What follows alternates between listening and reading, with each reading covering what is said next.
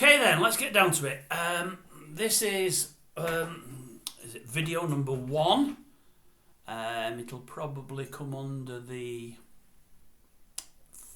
in the crosshairs title, and yeah, it will. Today we'll look at Boris Johnson Donald Trump. It's very apt today, Tuesday the 4th. I think it's the day that Mr. Trump goes to court in New York. So we'll look at Boris and we'll look at Trump. Before I go any further, I have no political alliances whatsoever. Lived in England all my life, never ever voted.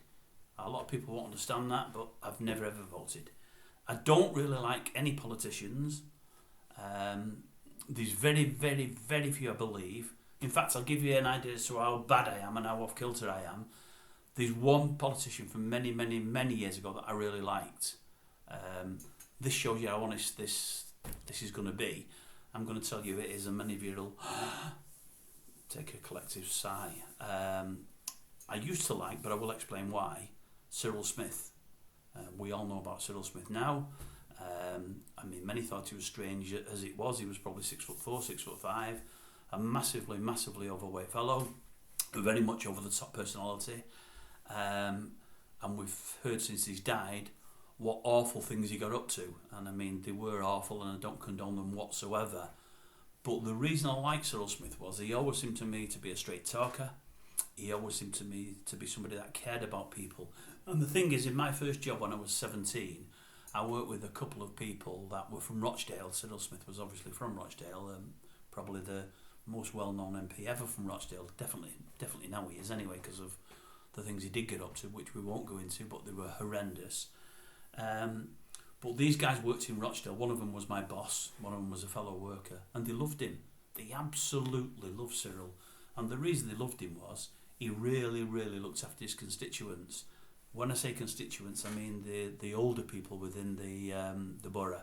I believe he used to have a workshop every Saturday morning, and the old people that had got onto the council to get this fixed or this done or that done, that were dissatisfied with the work done, or more likely never had the work done and wanted to complain, used to go into the probably town hall on a Saturday morning, go and see Cyril, and they'd say, look Cyril, they should have done this, they should have done that, we've heard nothing's been done. He'd actually pick up a phone there and then in front of them, speak to the relevant, to repair people or people that were running that department, and get somebody down to the properties of the elderly people on a Monday morning at 9 o'clock.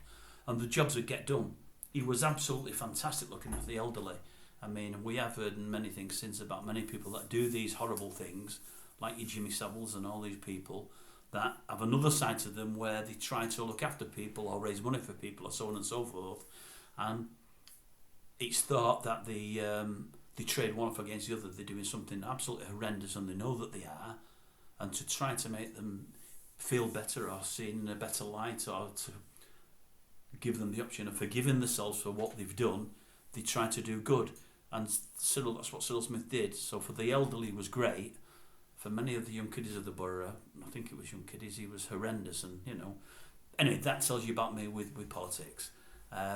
There's a couple that now that I don't mind, a couple of politicians, but only a couple.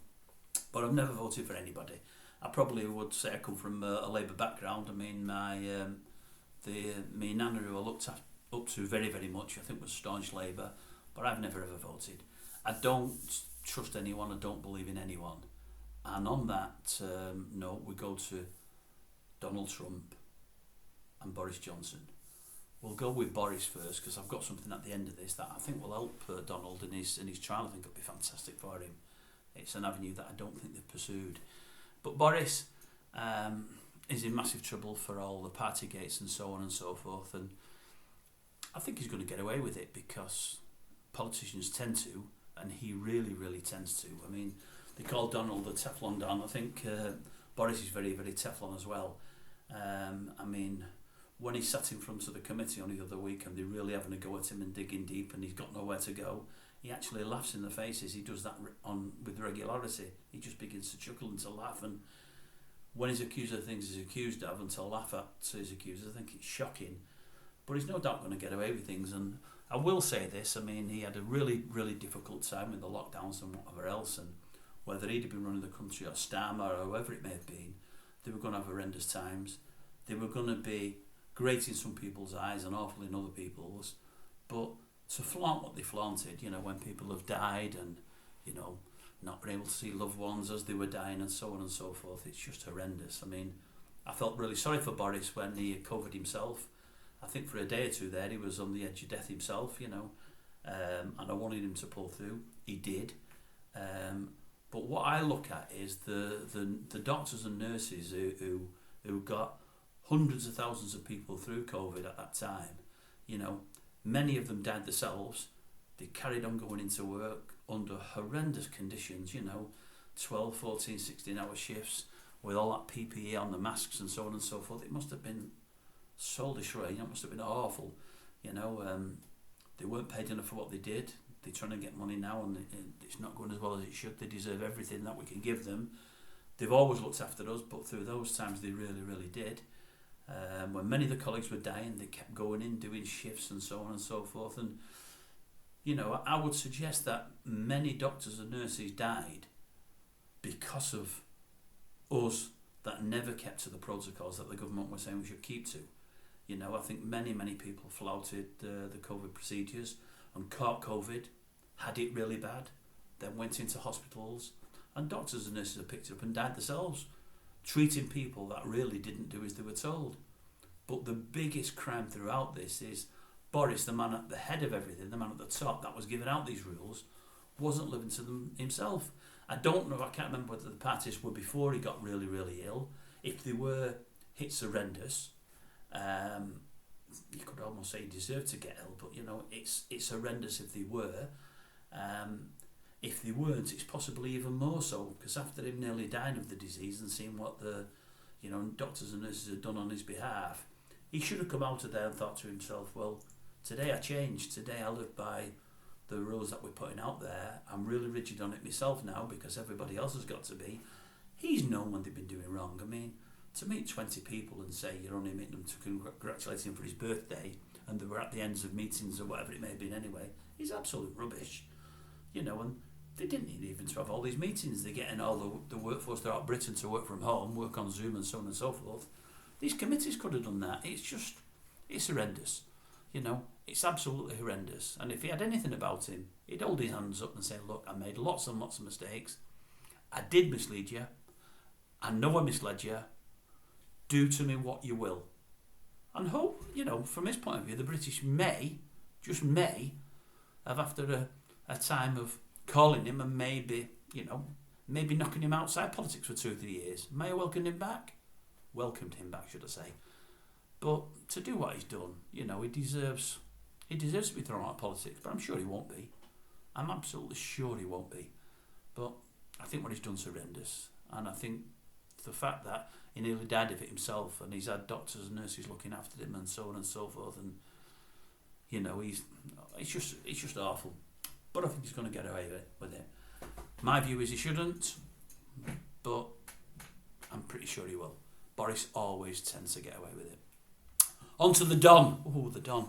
Good grief. He raises opinion, doesn't he, more than most anybody.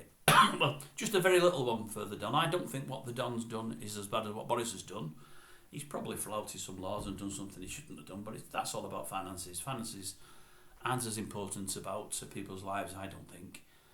But what I will say about the Don is this, and I think this is a cracking defence for him. What I would do, Donald, if I were you, I'd speak to your brief. When he's examining you in court, this is what you need him to say.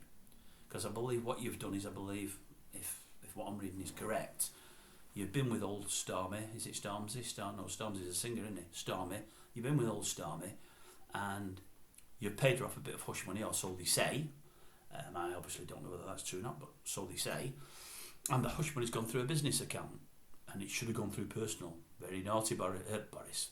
Donald, they're both very naughty, but very naughty Donald. But this is what I would do. Now, I don't know whether you've met old Stormy and got talking and propositioned her and asked for a bit of sex, or whether you've met her and paid for a bit of sex. I don't know. And it doesn't really matter. Everyone to their own. But if I was you, I would say, to your brief to say to you, look, Donald, can I ask, when you either propositioned her, got to know her, talked to her and asked her for sex, or when you paid her for sex, after agreeing to sex, did you both get down to business? If you did, you could always say that payment to her, I got confused because we got down to business. I put it through a business account. It may not work, might be flimsy, but give it a go. You never know.